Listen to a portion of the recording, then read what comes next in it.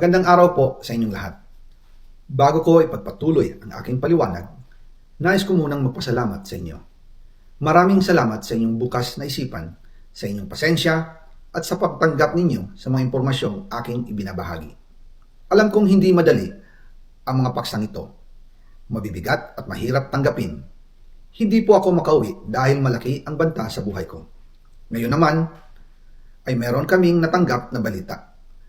Papalabasin ng administrasyon na ako ay isang terorista sa loob at labas ng Pilipinas. Para mailibing ako kasama ang katotohanan kahit saan man ako pumunta. Pero mahalagang malaman ng taong bayan ang katotohanan. Muli, taos-puso akong nagpapasalamat sa inyong pakikinig. Una po sa lahat, sinasabi ng ICI at ni Henry Alcantara na 21 billion pesos daw ang napunta sa akin. Hindi po totoo yun. Wala akong natanggap na ganyang halaga. Ang totoo, mula 2022 hanggang 2025, ang kabuuang pera na dumaan sa akin para ibigay kay Pangulong Bongbong Marcos at kay dating Speaker Martin Romualdez ay umabot sa 56 billion pesos at hiwalay pa dyan ang 100 billion pesos insertion ng Pangulo sa 2025 budget. Pati na rin ang 97 billion pesos flood control insertion na inilagay sa NEP ng 2026 national budget. Balikan natin kung paano ito nagsimula. Noong 2022, kakaupo ko pa lang bilang chairman ng House Committee on Appropriations, sinabi na agad sa akin ni Speaker Romualdez na kailangan ko makapag-deliver ng 2 billion pesos kada buwan.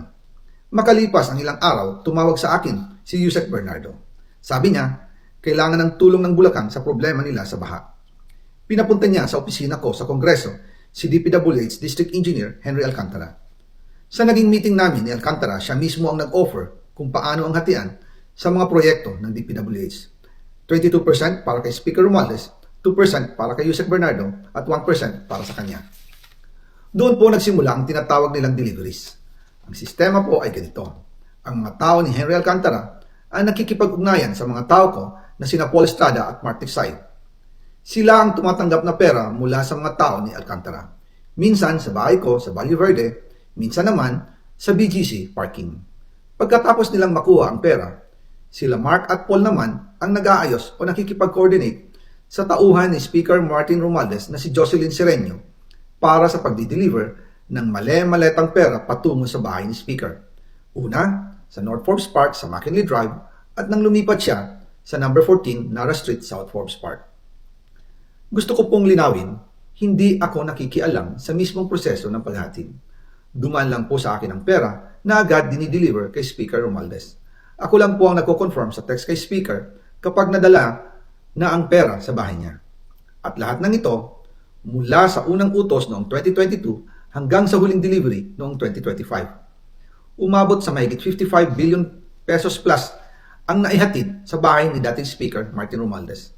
Madalas hindi nabubuo ang hinihinging 2 billion pesos bawat buwan ni Speaker, kaya iyan ang final total. Ang sinabi mismo ni Speaker Martin sa akin na hati sila ni Pangulong Marcos sa perang yon. Ang listahan ng mga deliveries na ito, kung kailan, magkano, at saan dinala, ilalabas ko po kasabay ng video na ito. Noong November 2024, habang nasa proseso kami ng pagtatalakay ng budget, nakipag-meeting sa amin ni Speaker Martin si Yusek Jojo Cadiz. Sabi niya, masama raw ang loob ni Pangulong Marcos, wala raw siyang natatanggap na remittance. At dahil laging napapagalitan si Speaker Martin ng Pangulo mula September hanggang November, inutusan niya ako na mag-deliver ng 1 billion pesos para kay BBM. Ayon pa kay Yusek Jojo, nang ipaalam niya ito sa Pangulo, ang utos sa kanya ng Pangulo ay mag-ingat at siguraduhin si Yusek Jojo lang ang maghahatid.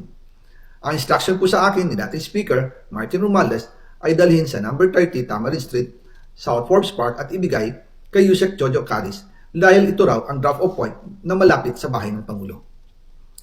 Sinabi rin po sa akin ni Speaker Martin Romualdez na si PBBM ang nag-utos sa kanya na bilhin ang bahay sa number 30 Tamarind Street para gamitin bilang bagsakan at imbakan ng pera mula sa mga SOP, collection at deliveries na para sa Pangulo. Noong December 2, 2024, personal kong i-deliver ang 200 million kay Yusek Jojo Cadiz sa number 30 Tamarind Street, South Forbes Park. Ayon sa kanya, dadalhin daw niya ito sa bahay ng Pangulo sa number 41 Nara Street, South Forbes Park.